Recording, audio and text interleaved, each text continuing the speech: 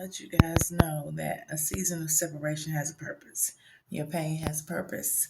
Your trauma has a purpose. Um, your disobedience has a purpose. Once you open your ears to God to listen to what God is telling you, everything has a purpose, a time, and a season. Jeremiah, what do you see? An almond branch.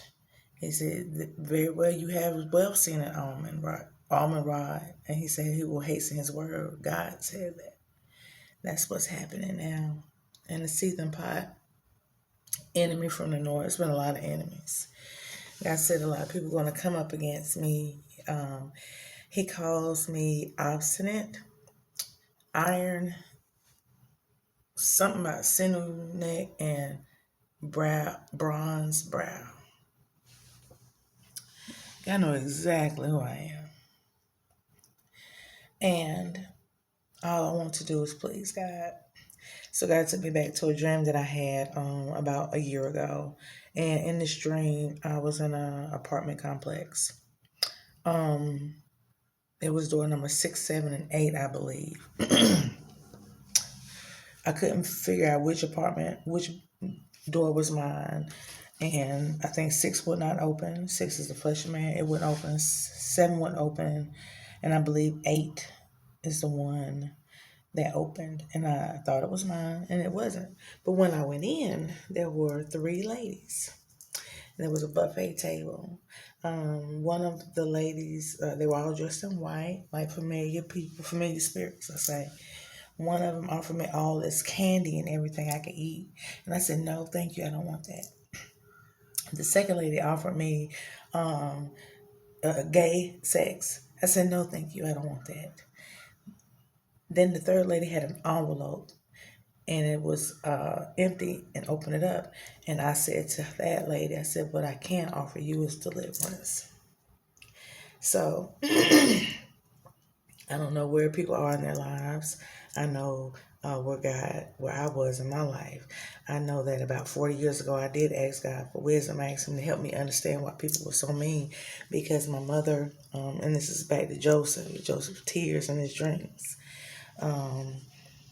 My mom was sick when I was growing up, so I watched her suffer at the hands of a lot of people, healthcare workers, family included. She was the outcast. She was ostracized. She was criticized. She was talked about.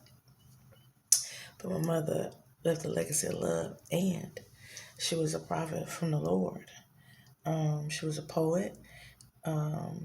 She handcrafted things in the Bible, the color purple, Lydia.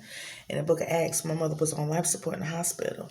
And my aunt, Turnette, Cleotha, a few of them can testify to this, Mike. She was on a ventilator several times. And one day I whispered in her ear, and I was like, Mama, get up. I was like, it ain't your time to go. They had her so sedated. And that's another reason why I'm here, to expose the wickedness behind healthcare. Y'all better stick with me. So if you have any questions about your medications, the side effects, there are things called black box warnings. And those are actually adverse reactions that people have, and they don't even know it. Because you know why? The doctor doesn't tell you. You know why? Because he's not really supposed to, It's basically, if I scare her to death, she not gonna take this medicine? If I scare him to death about what might happen, what probably will happen, the 50% highly likelihood that it will happen. So I'm here to tell you today that I know some amazing home remedies. I'm gonna put on my nursing uniform or whatever.